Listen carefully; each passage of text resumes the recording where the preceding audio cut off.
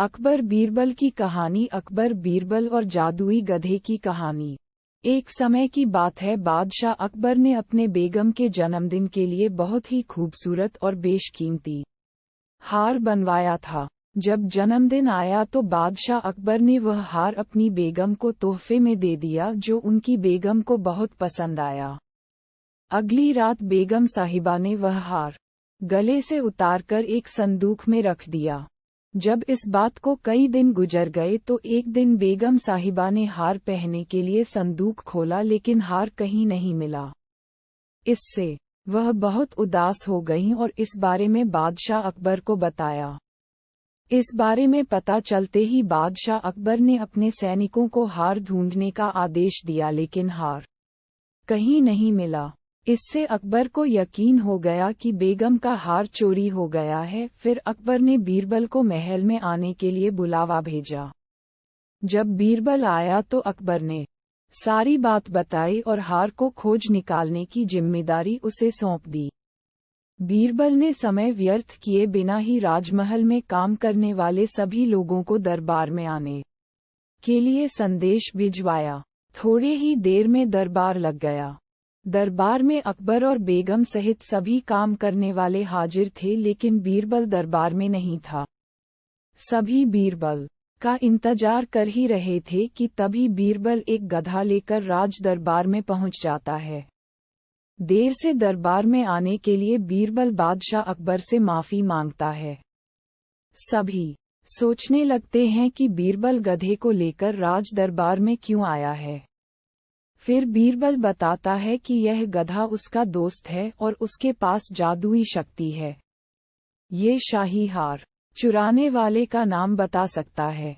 इसके बाद बीरबल जादुई गधे को सबसे नजदीक वाले कमरे में ले जाकर बांध देता है और कहता है कि सभी एक एक करके कमरे में जाएं और गधे की पूंछ पकड़कर चिल्लाए, जहांपनाह मैंने चोरी नहीं की है।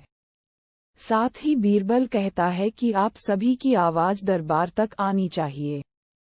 सभी के पूंछ पकड़कर चिल्लाने के बाद आखिर में गधा बताएगा कि चोरी किसने की है।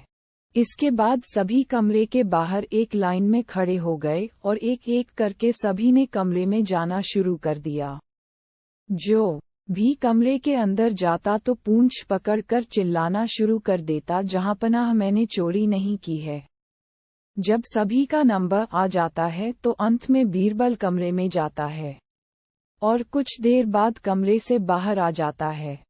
फिर बीरबल सभी काम करने वालों के पास जाकर उन्हें दोनों हाथ सामने करने को बोलता है और एक एक करके सभी के हाथ सूंघने लगता है। बीरबल की इस हरकत को देखकर सभी हैरान हो जाते हैं। ऐसे ही सूंघते सूंघते एक काम करने वाले का हाथ पकड़कर बीरबल जोर से बोलता है, जहांपनाह इसने चोरी की है। ये सुनकर अकबर बीरबल से कहते हैं, तुम इतने यकीन के साथ कैसे कह सकते हो कि चोरी इस सेवक ने ही की है? क्या तुम्हें जादुई गधे ने इसका नाम बताया है? तब बीरबल बोलता है, जहांपनाह ये गधा जादुई नहीं है। ये बाकी गधों की तरह साधारण ही है। बस मैंने इस गधे की पूंछ पर एक खास तरह का इत्र लगाया है। सभी सेवकों ने गधे की पूंछ को पकड़ा, बस इस चोर को छोड़कर। इसलिए इसके हाथ से इत्र की खुशबू नहीं आ रही है। फिर चोर को पकड़ लिया गया और उससे चोरी के सभी सामान के साथ ही बेगम का हार भी बरामद कर लिया गया। बीरबल की इस अक्लमंदी की सभी ने सराहना की और बेगम ने खुश होकर बादशाह अकबर से उसे उपहार भी दिलवाया।